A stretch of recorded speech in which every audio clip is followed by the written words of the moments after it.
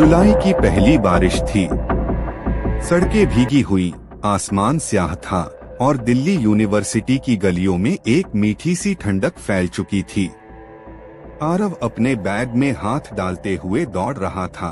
Class में देर हो रही थी। तभी उसकी नजर उस लड़की पर पड़ी जो कॉलेज के गेट के पास भीग रही थी। उसके हाथ में एक किताब थी, लेकिन किताब से ज्यादा उसकी आंखें मोहब्बत की कहानी बयां कर रही थीं। वो थी सिया, एक खामोश, गहराइयों में डूबी लड़की जिसे देखकर लगता था कि वो अपने ही ख्यालों में कहीं खोई रहती है। आरव ने हंसते हुए कहा, बारिश में किताबें नहीं भीगती, पर कुछ कहानियां जरूर बन जाती हैं।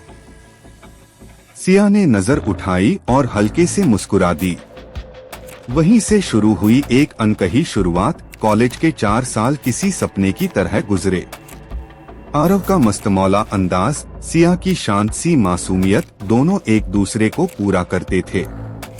वो साथ बैठते, साथ चलते, साथ पढ़ते। चांदनी रातों में कैंटीन की छत पर बैठकर जिंदगी के सपने बुनते थे।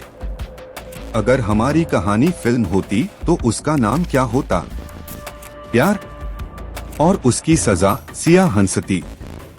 आरव ने कभी उस हंसी के पीछे छुपे डर को नहीं समझा।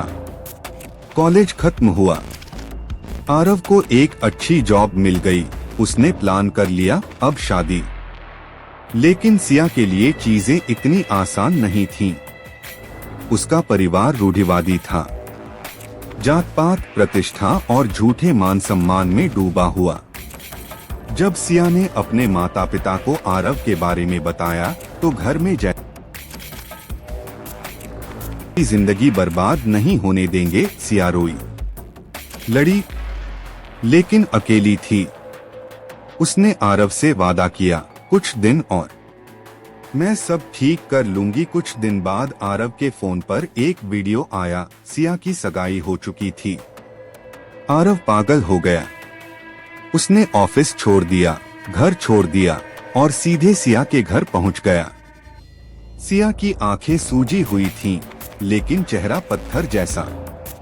मैं मजबूर थी आरव, तुमने वादा किया था। कभी कभी प्यार से ज्यादा जिम्मेदारी भारी होती है। आरव के लिए दुनिया वहीं रुक गई। वो टूटा नहीं, वो बिखर गया।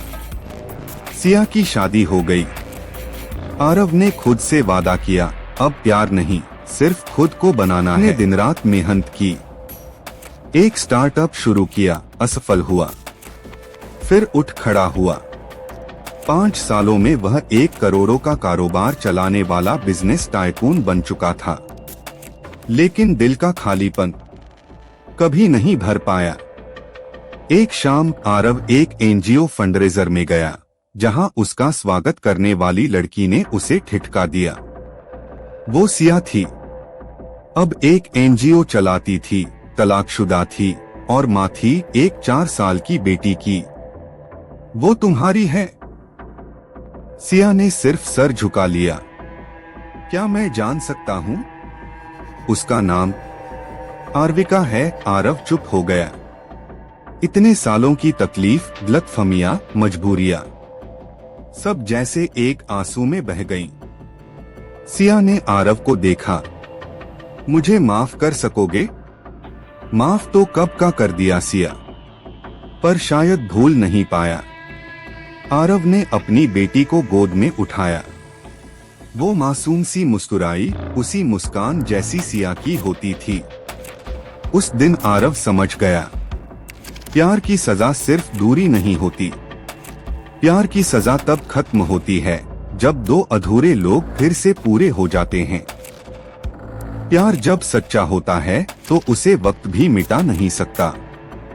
जिंदगी की हर सजा का अंत होता है, पर सच्चा प्यार हमेशा माफ कर देता है।